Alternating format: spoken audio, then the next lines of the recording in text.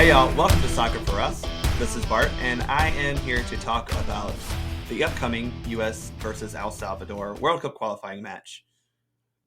But before we get into that, I want to talk a little bit about transfer news concerning US men's national team players. But even before I get into that, I have to ask you to please subscribe to this podcast. Go to whatever podcatcher you are listening right now, click on the Soccer Down Here feed, and subscribe. That way you get every episode of Soccer for Us, as well as every episode of the daily Soccer Down Here show.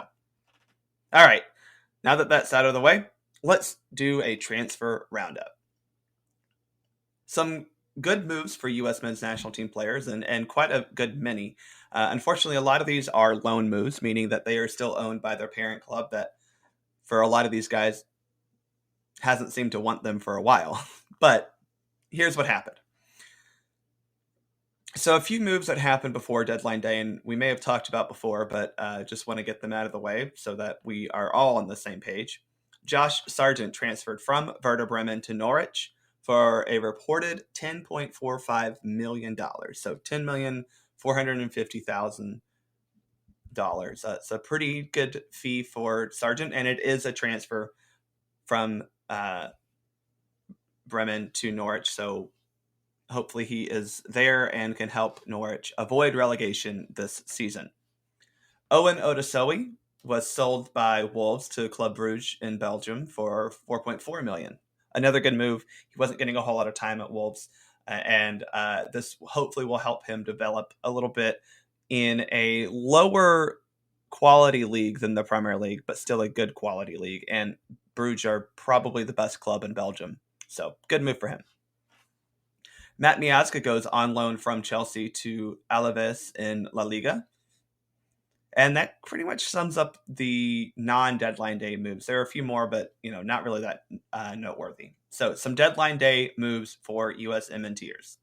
Chris Richards gets a loan from Bayern Munich to Hoffenheim. That had been in the works for a while. That is where he was last season. Now he will go to Hoffenheim and hopefully be able to play and develop. Cameron Carter-Vickers goes on loan from Spurs to Celtic.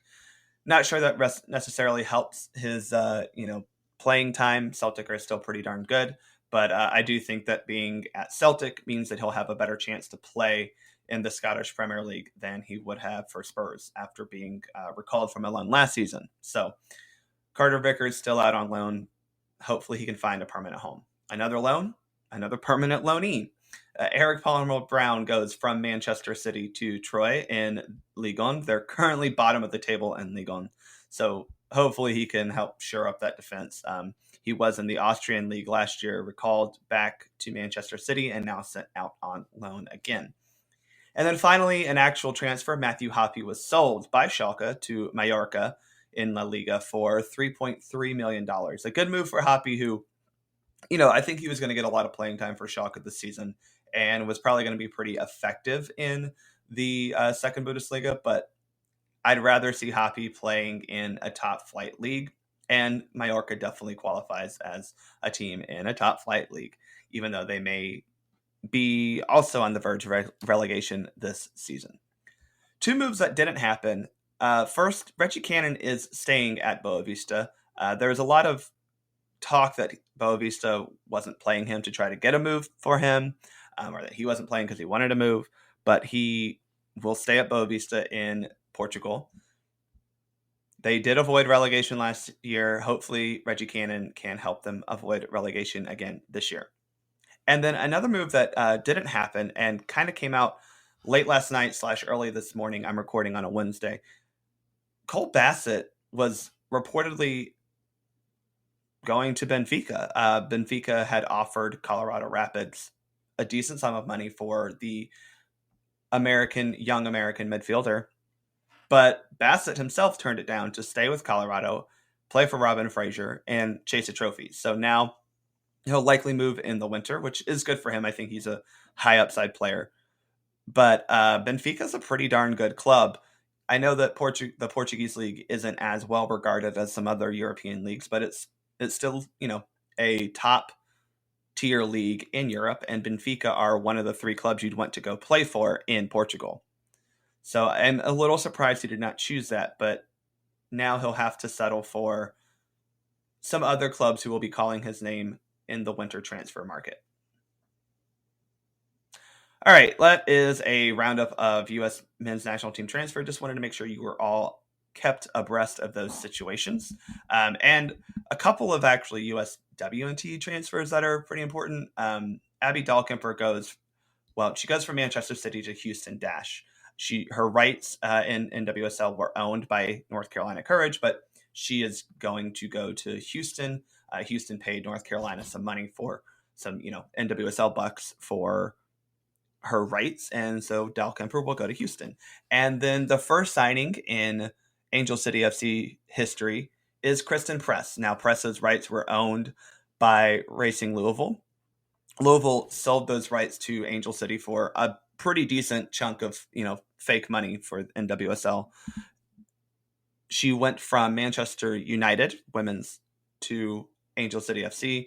She's the first signing in club history. I think that's a great move for both Angel City and Kristen Press. She is a SoCal girl, so that is a very intriguing move and a good person to build your club around. She's still young enough to be impactful, but I don't want to say old because that's not fair to her, but old enough to be well recognized and a good leader in the clubhouse.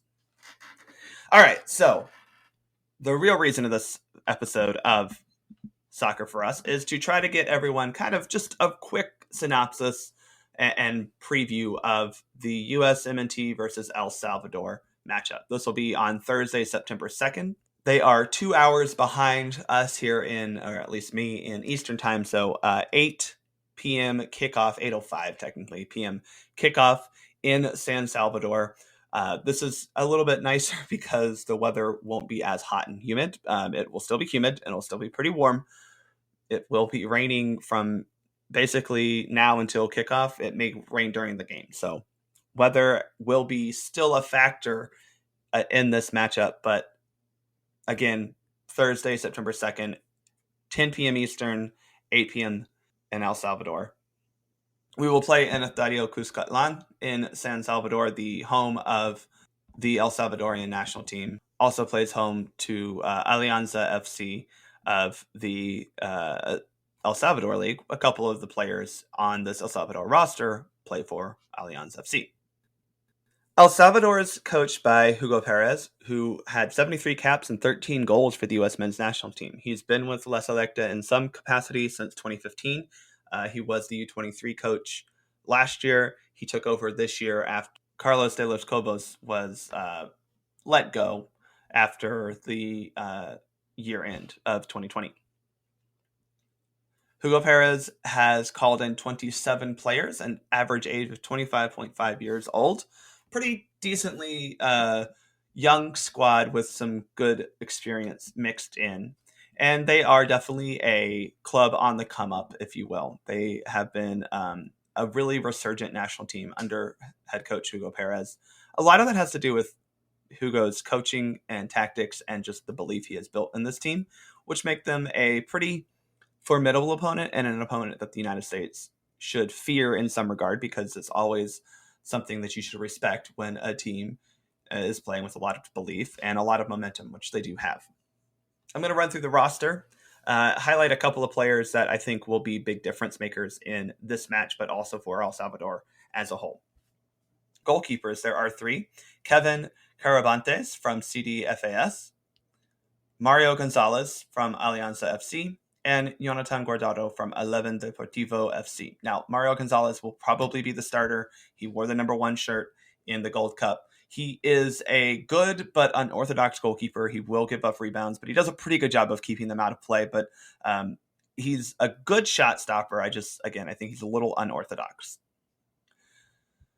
Defenders, Alex Larin from Comunicaciones FC from the Guatemalan League, Brian Tamacas from Alianza FC, Eduardo Vigil from CD Luis Angel Firpo, Eric Zavaleta from Toronto FC here in MLS, Lisandro Claros from CD Aguila, Miguel Lemos from AD Tetalentano, and Roberto Dominguez, also from AT Chalatenango, and then Ronald Rodriguez from CD Aguila. Now, a lot of these defenders, I got to be honest, aren't as scary to me as some other defensive cores in this Ocho that will be entering for World Cup qualifying. Eric Zavaleta will probably be the leader of this back line, but he also, wasn't a huge, isn't a huge factor, as he has definitely declined in his form for Toronto FC, but he's still an older, experienced player and probably their best player on this back line and has plenty of experience in MLS. Alex Loreen does also take free kicks for them on occasion, so that is an interesting wrinkle. He might get a few chances if we give up enough set pieces. In the midfield, Christian Martinez from AD San Carlos called up was Darwin Saren from Houston Dynamo, and he would have been a very important player for them in this window and cycle as a whole. But he may have picked up an injury and might be unavailable for not only this match but the entire window. Enrico Duenas from FC Eindhoven. He's actually a dual national between El Salvador and Netherlands. He plays in the Dutch second division. Harold Osorio from Alianza FC. Alex Rodon, you may know that name. He is the brother of Christian Rodon, and he also plays for Seattle Sounders. Marvin Monterosa, Alianza FC. Melvin Cartagena from Eleven Deportivo FC. Narciso Orellana from Alianza FC. And Armando Moreno from New Mexico United. Now, Moreno is a pretty decent and crafty player. He will probably be a very important player for their attack. Also, Alex Rodon loves to get forward. He plays right back for Seattle, but for El Salvador, he's more of a right winger or right midfielder. Forwards, Eric Rivera from Santa Telca FC. Jairo Henriquez and Steven Vasquez, both from CD Aguila. Now, Vasquez is 18. He's the one of the younger players on this roster. They do have two 18-year-olds. I am excited to see him from a just kind of youth standpoint. I don't know how impactful or influential he'll be in this team and how much time he'll even get. Joaquin Rivas from FC Tulsa will definitely be a key attacker. Kevin Reyes from SCDFAS. Jos Perez from Miami FC, and Walmer Martinez from Hartford Athletic. So three guys in their attack from USL teams. All three of them are pretty decent, but again, I think Joaquin Rivas is the guy to look for. He plays left wing. He'll play a little bit centrally. He is 29 years old, definitely experienced, but I still think that this attack and midfield, they are more about the system than they are the individual talent, but they do have individual talent that can shine through. 17 of these guys play in the Primera División in El Salvador. 7 play in the American structure, 3 in MLS, 4 in USL.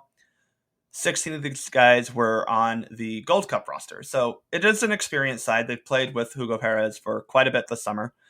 They also had to go through World Cup qualifying, the play-in rounds.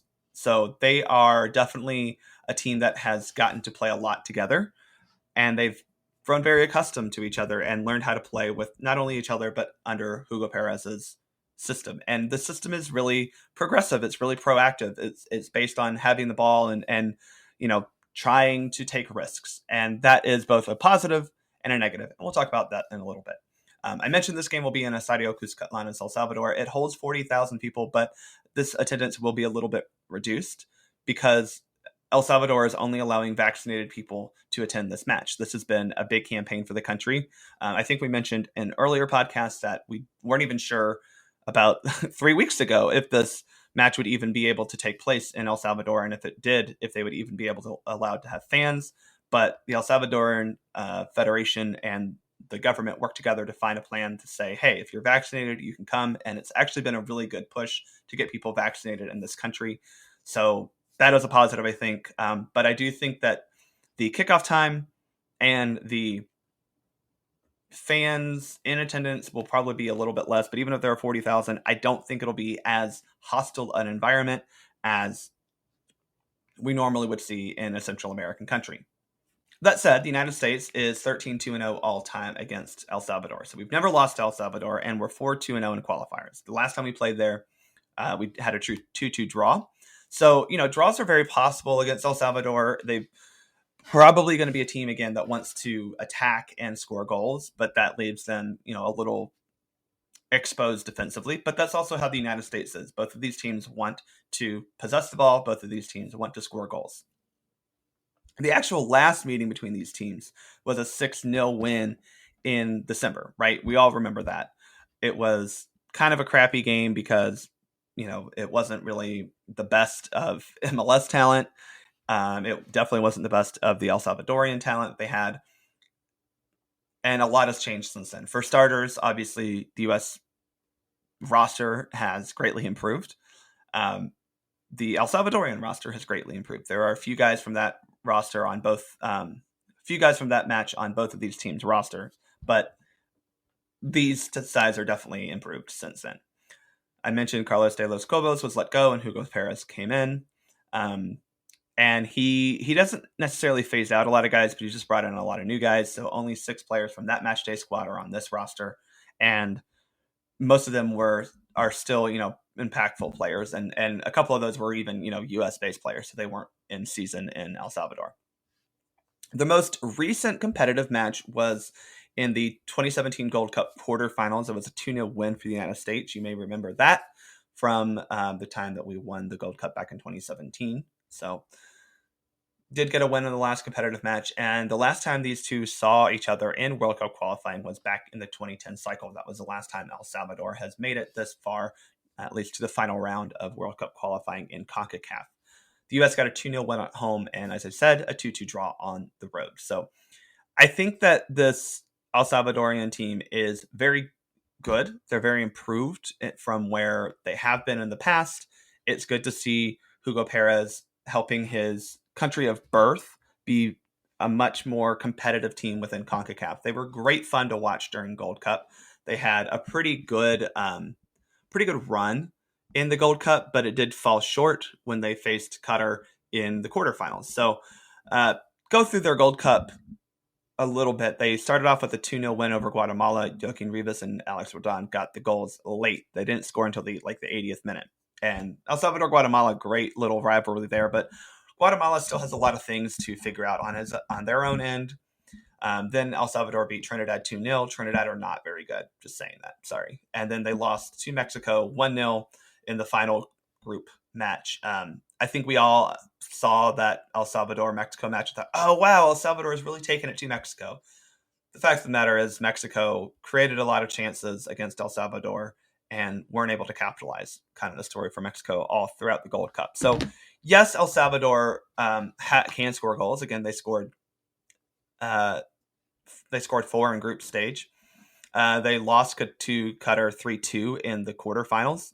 A Qatar team that gave us a lot of problems. But Qatar gave El Salvador the same problems they gave us, where they would sit and defend and then counter.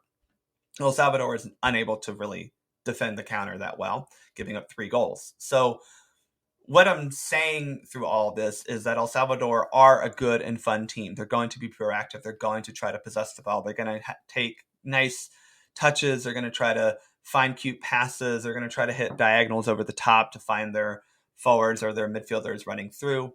And that's really fun to watch. But at the end of the day, El Salvador still lacks the overall quality to really be competitive in this CONCACAF cycle. One thing that I've noticed, and I did notice while watching them this summer, is even though they are against, especially worse teams, very good in possession, they do tend to turn the ball over on their own accord a bit. So they'll make bad passes. They'll try a pass. Like I said, they try to be risky. So they try risky passes and it doesn't work out.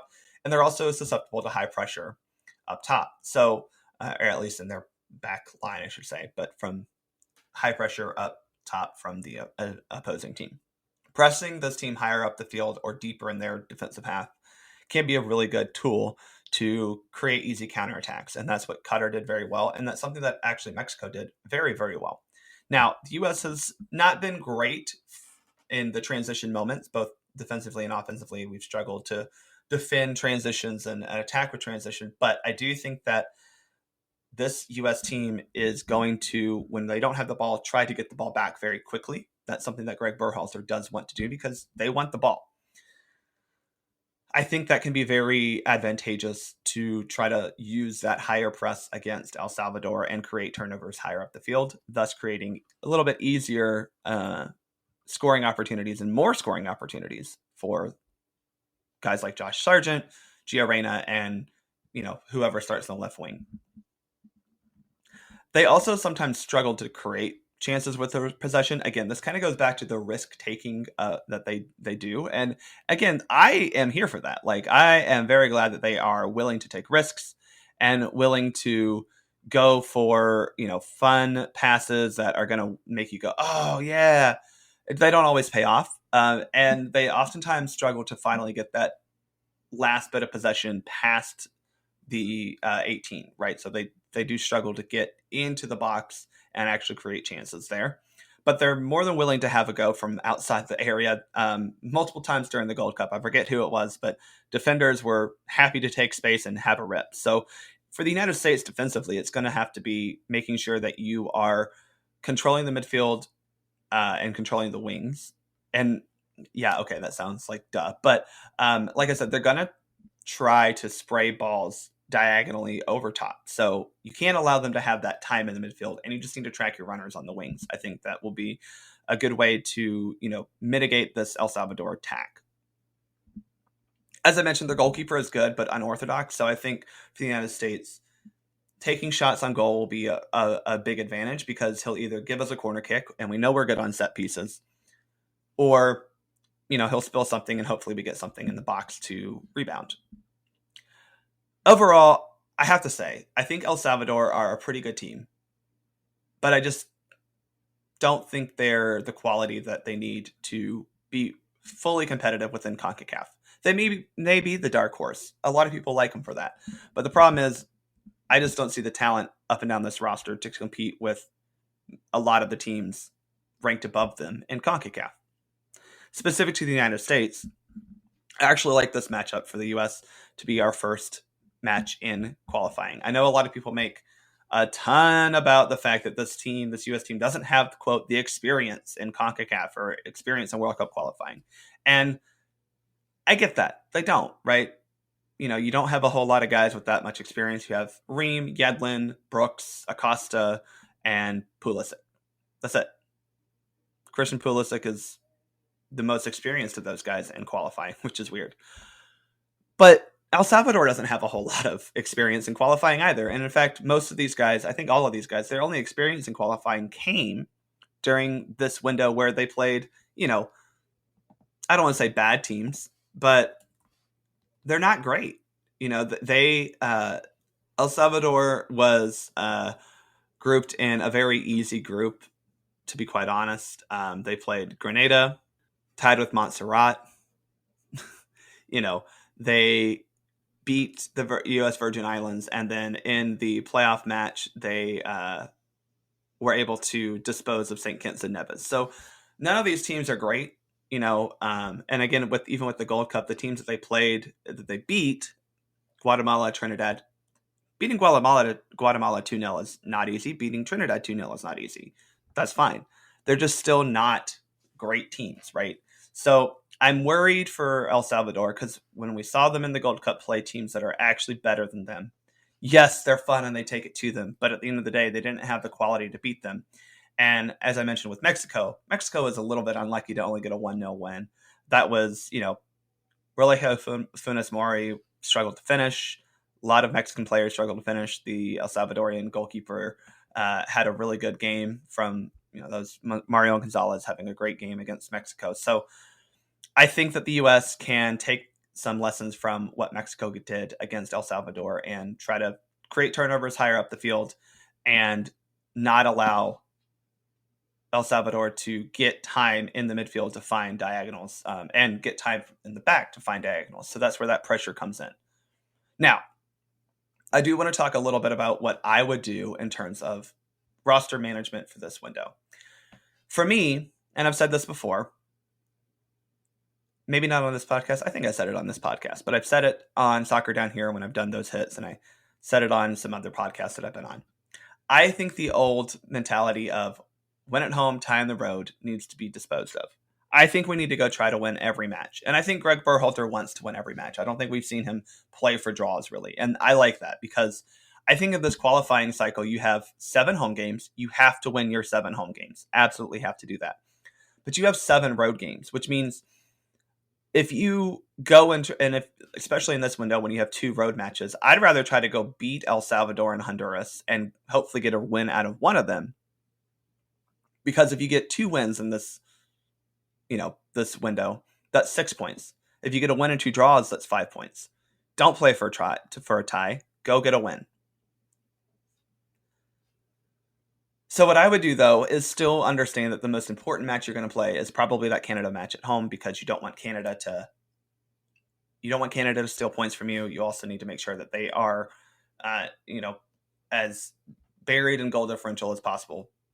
They're going to score some goals during this qualifying cycle. So you got to make sure you are at your top level against Canada in that Sunday match. So I would not play my full strength squad, but I also think that that's disingenuous to guys who are backups in this U.S. men's national team pool because this roster is pretty talented top to bottom. And I think that no matter, there are a couple of positions where you can start that rotation now and play some guys who don't need to play, all 3 games, 90 minutes. So I would definitely, unless Christian Pulisic is 100%, I would consider starting Brendan Aronson in the left wing. I think that Aronson gives you, I mentioned the pressing. I think that Aronson can absolutely press a little bit better than Pulisic and create those transition moments a little bit better. That's what he does very well for RB Salzburg. I would also consider not starting John Brooks in this game. But, if you do, I would say you need to start him next to Miles Robinson or Walker Zimmerman. And I think that is, again, where you could see some rotation is in that center backs. I don't think I would want to have 3 center backs in this game. I think a 4-3-3 makes the most sense because I think it gives you a midfield 3 that you're going to need against El Salvador. And it's going to give you Tyler Adams, Weston McKennie, and maybe Sebastian Lletget. I wouldn't be mad if Adams and Acosta split time during this game. I think that's the other thing here. In this qualifying cycle, CONCACAF is allowing for 5 subs per each team. No VAR, that's dumb, but 5 subs for each team. So you can afford to maybe, sub in or sub out Tyler Adams after 55, 60 minutes if you've got the lead. That's where Kellen Acosta can come in big for this team. So I just think that,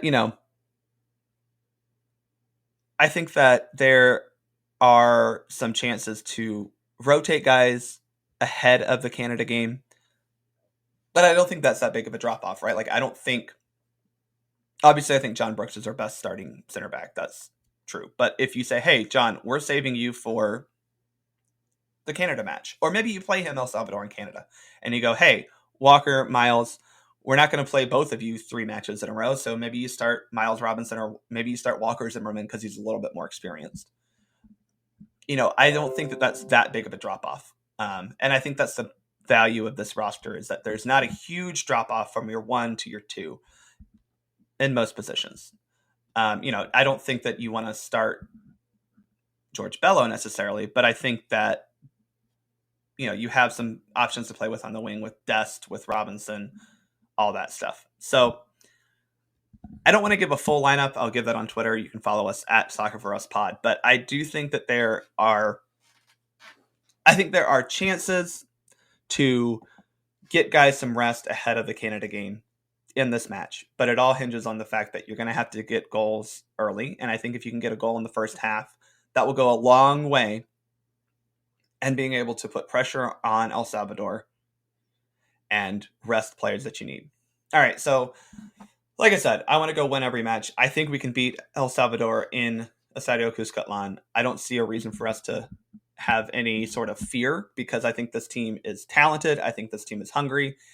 And I believe that Greg Berhalter will get this team to a point. I think he'll prepare this team well to be able to handle what El Salvador is going to give them. But I wouldn't make any tactical adjustments necessarily for El Salvador, other than maybe considering Aronson over Pulisic. But that has more to do with Pulisic's health, not necessarily what El Salvador does. I just think that if you start Aronson, it might be a good advantage because he does press very well and he does defensive work high up the field. All right, so thanks for listening. It was a lot of rambling for me. I appreciate your time. Again, follow the podcast at Soccer for Us Pod on Twitter. Subscribe to Soccer Down Here on whatever podcatcher you are listening right now so that you can catch every episode of Soccer for Us as we go through this octagon, this ocho, whatever we're calling it. I'm calling it the octagon. Make sure you subscribe so you can follow us there, but also make sure you get every episode of the Daily Soccer Down Here show. Thanks again for listening. I'm Bart. I'm out.